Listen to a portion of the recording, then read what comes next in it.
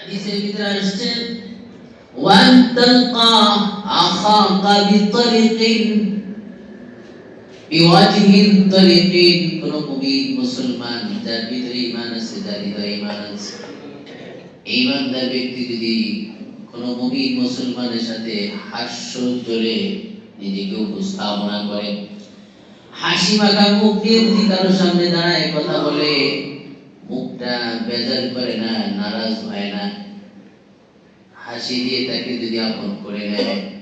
এই হাসি দেওয়ার কারণে, হাসি মাখা মুখ নিয়ে তার সামনে পেশ হওয়ার কারণে আল্লাহ তার আমলনামায় সদকার সওয়াব লিখে দেন। শুধু একটু হাসি দিবেন, আপনি একটু মুস্কি হাসবেন, হাস্যোজ্জ্বল চেহারা নিয়ে কারোর সাথে কথা বলবেন, এতেও আপনার জীবনে সদকার আমলনামা লিখে দিবে কে? সদকার সওয়াব দিবে কে?